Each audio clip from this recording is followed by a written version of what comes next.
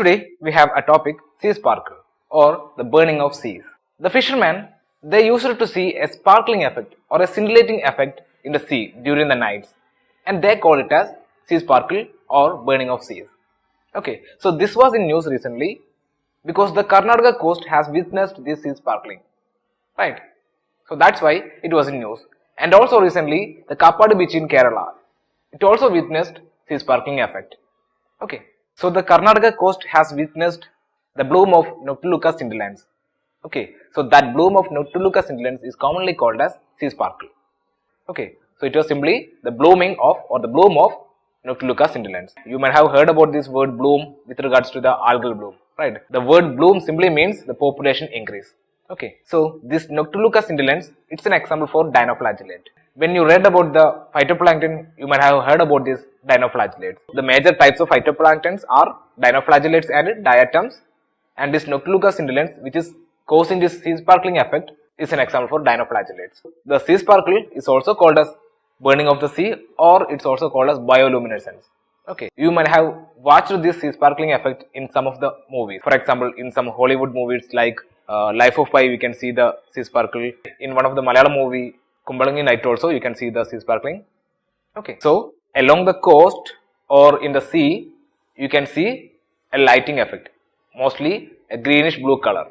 That effect is called as bioluminescence or sea sparkling or the burning of seas. So this sea sparkling is caused by a kind of organism, a kind of dinoflagellate called as Noctiluca scintillans. The bioluminescent Noctiluca scintillans, they are causing the sea sparkle.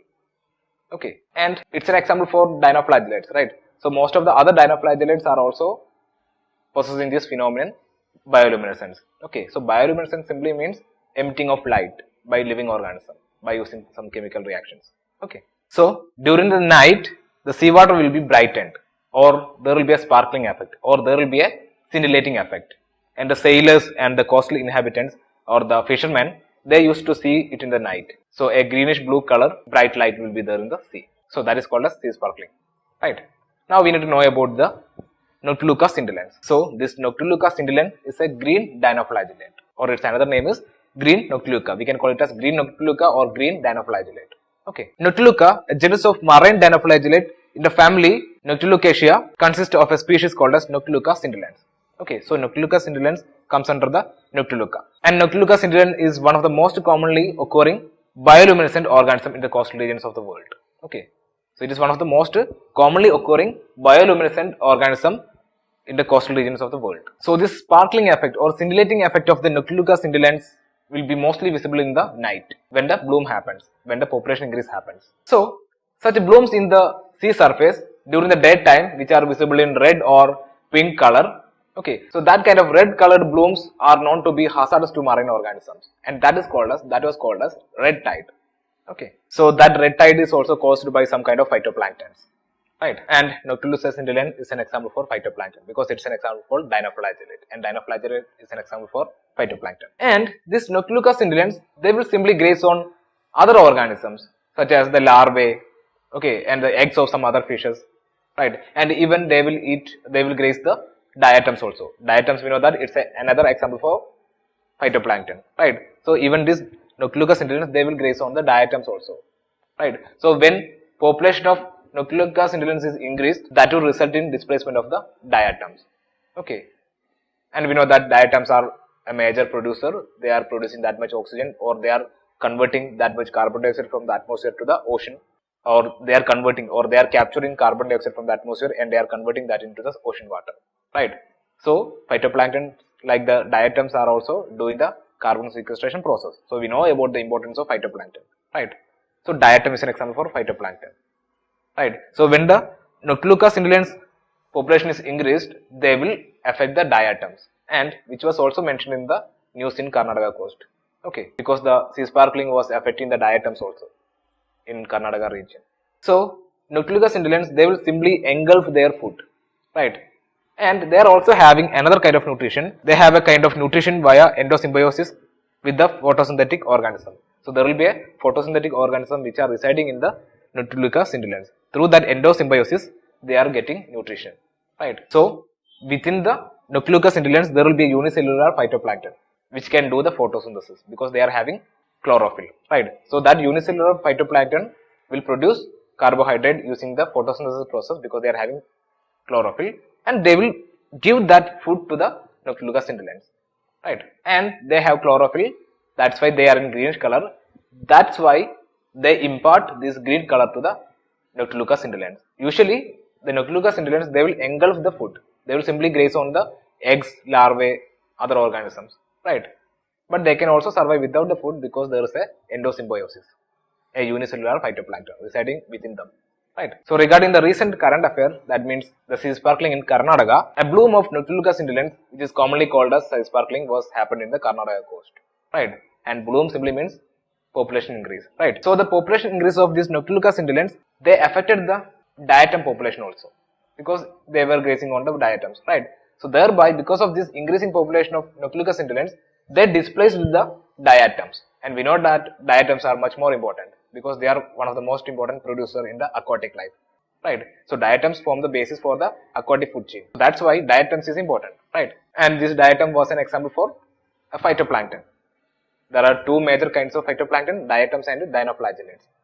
The one which is having flagella, that means a tail-like structure, is called as dinoflagellate, and the other one is diatom, right? And under this dinoflagellates, we are having these Noctiluca scintillans. So during these last decades, the sea sparkling effect is increasing in the Karnataka coast, or the intensity and vastness of this sea sparkling is increasing in the Karnataka coast. And this blooming of Noctiluca scintillans is also linked with the massive killing of fish and other vertebrates also.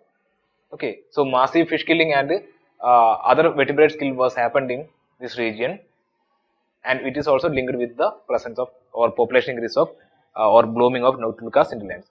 Why? Because we know that some of the phytoplankton will produce some kind of toxic elements. For example, phytoplankton will produce dimethyl sulfide. Okay, it's a kind of toxic element, toxic chemical, right? But this Noctiluca scintillans, they are not producing any toxic element. Okay, they are not producing any toxic element, but they will simply absorb the ammonia present in the water. Okay, so Noctiluca scintillans simply absorb the ammonia present in the water and they will accumulate in their body. Okay, so the bioaccumulation will happen. They will accumulate the ammonia in their body. Then after some time they will release it. Okay, so when they release it, so when the population increases happened and when they are releasing that ammonia, there will be more content of ammonia, right? So thereby the other fishes are also affected. It was also mentioned in that news. Okay, so though the species is not producing any toxin, it was found to accumulate toxic levels of ammonia in their body, and that ammonia will be excreted to the surrounding waters, and that will be possibly killing the other marine organisms. Okay, and another point is this presence of ammonia makes Noctiluca scintillans unpalatable for other organisms. So other marine organisms or most creatures are not eating Noctiluca scintillans because of the presence of this ammonia.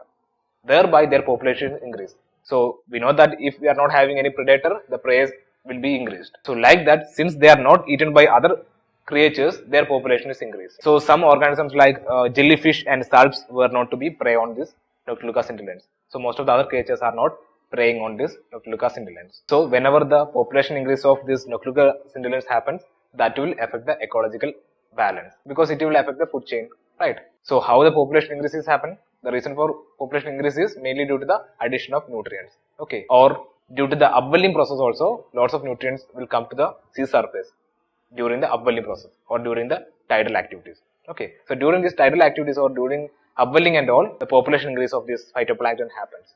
Okay, now regarding the bioluminescence. So bioluminescence is a kind of phenomenon where living organism will produce a heatless light. Okay, so that light will be produced by using some chemical reactions. So this bioluminescence is exhibited by a wide variety of marine organisms like some bacteria, some phytoplanktons like the dinoflagellates, then some squids, okay, then some fishes and even jellyfish. They all are doing the bioluminescence process. Okay, and the light produced will be mostly bluish green color or greenish blue color. Okay, many small crustaceans, they will become bioluminescent when they are disturbed.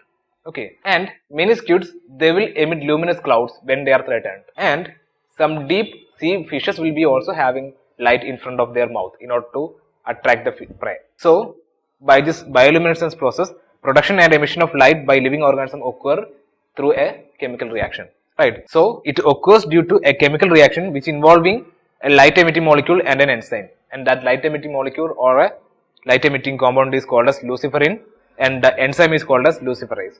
Okay, so through the chemical reaction between luciferin and luciferase, the light is emitted.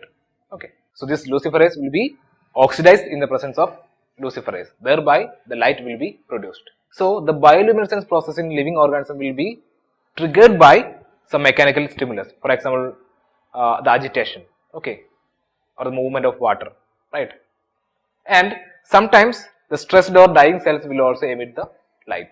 Okay, so when we are seeing the wave during the night, along with the wave action only we are seeing the lights, because there will be a mechanical stimulus. The pressure of water will be acting on the bioluminescent organism. Okay, so a mechanical trigger will be there. Okay, or mechanical stimulus will be there. Right. So that's all about today's session. Thank you.